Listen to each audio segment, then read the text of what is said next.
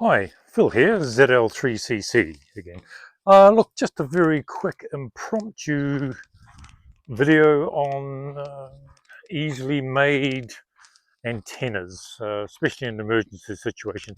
This came about last night because I was out with a doublet which I had played with and I've modified, and I just realized they're so simple to make. You've got to have a tuner indeed, but that's part of the course. So anyway, look, I've got three antennas here that I've made myself, and I'll take you through them.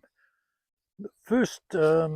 The very the very first one here is the feed wire is made out of speaker wire.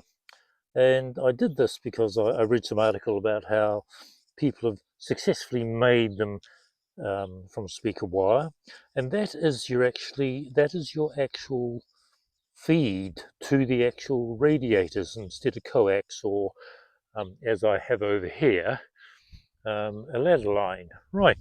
So I made this initially along the lines of the NorCal doublet, which is done by the North California. I'm not sure who it is, but you can look it up. NorCal doublet will get you the measurements, and it's actually 28 meters. 28 feet of feed line plus 22 feet radiators.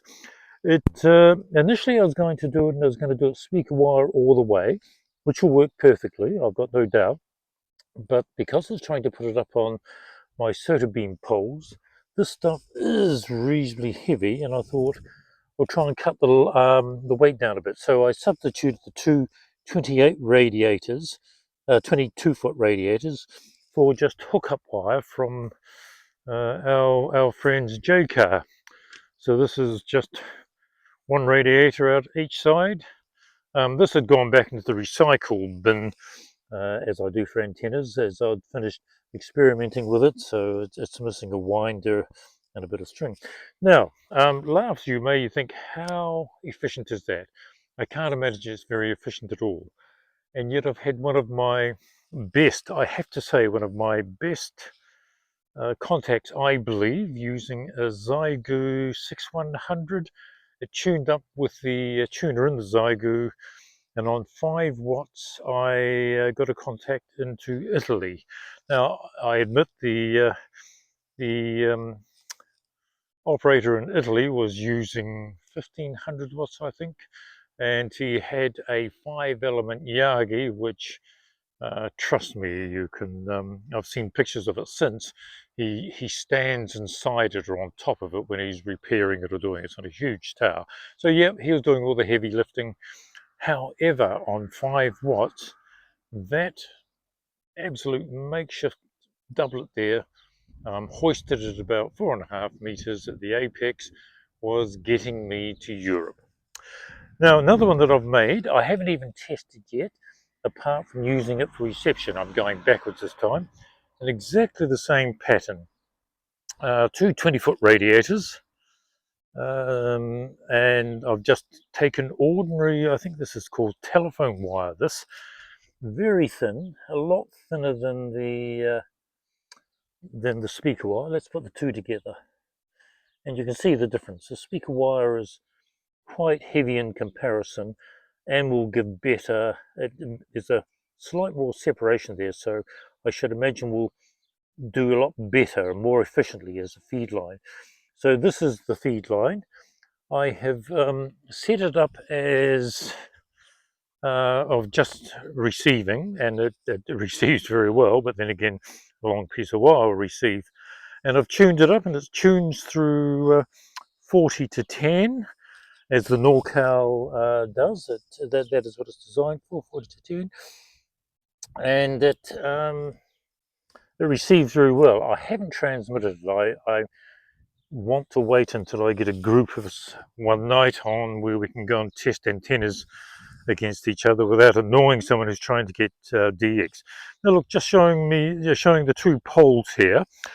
Why I went away from the NorCal design was the 28 foot that it requires terminates way up here at about 8.5 meters roughly. Right, are we still going?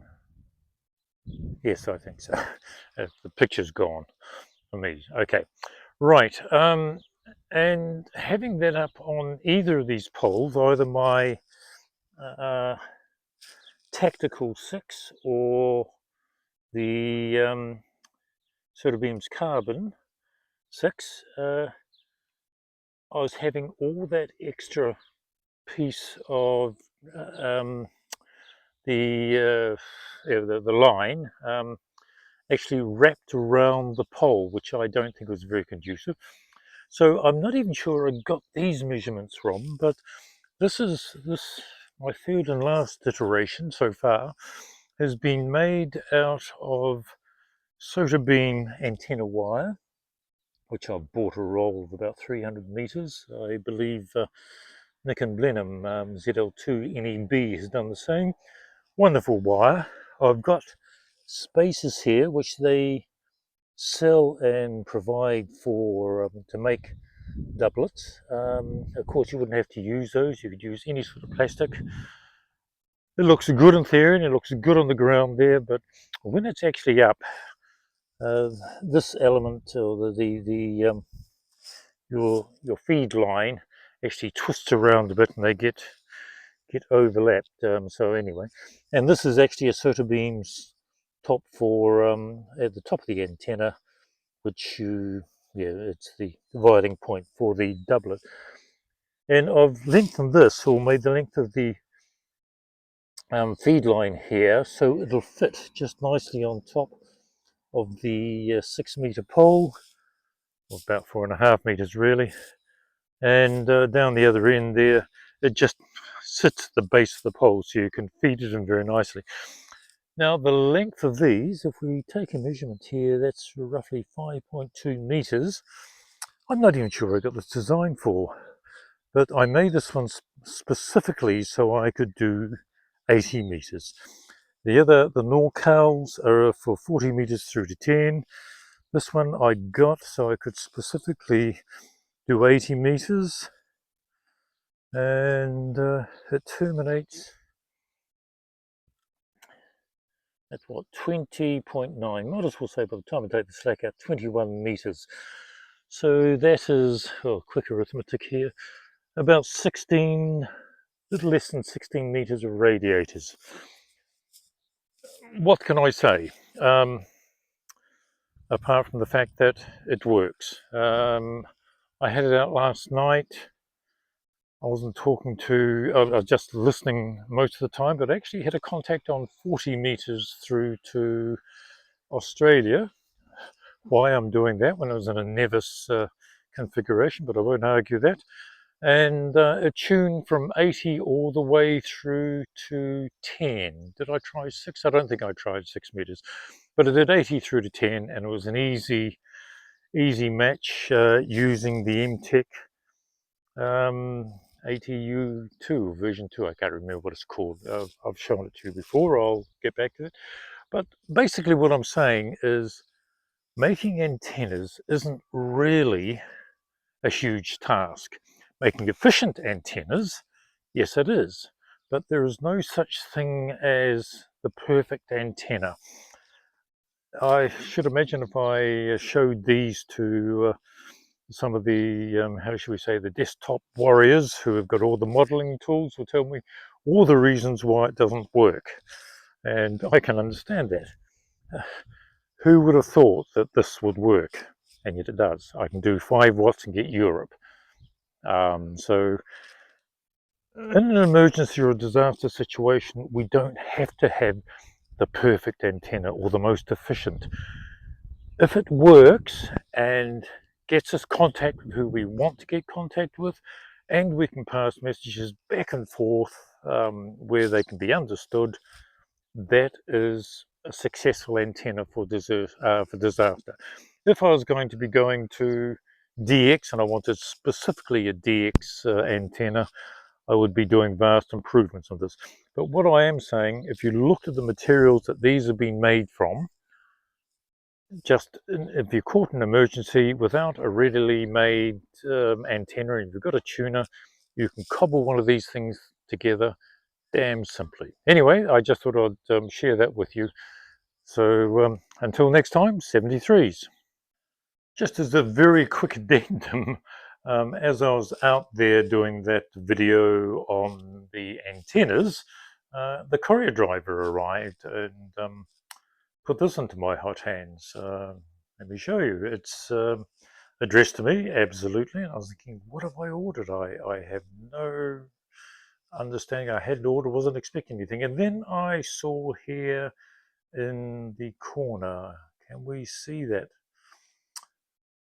Next 72 hours. And this is from a good friend. No, that's Phil Hayward. That's not who it's from. Oh, yes, from Phil, ZL3PAE. Phil sells these packs. Well, he promotes them also as they are emergency supplies, and he's written me a lovely little letter saying to be put with my emergency pack when I go out in the field doing these activations, etc. So Phil, look, thank you very much. I'm going to definitely look forward to having a look at these. I think that they are looking really good. Well, they must be good because my good wife has claimed them all for her for a start off. So anyway, look, Phil, thanks very much. And if anyone else wants any information on these, Phil is part of our group. So that's ZL3PAE again. Just talk to him. I'm sure he'll assist. Thanks very much.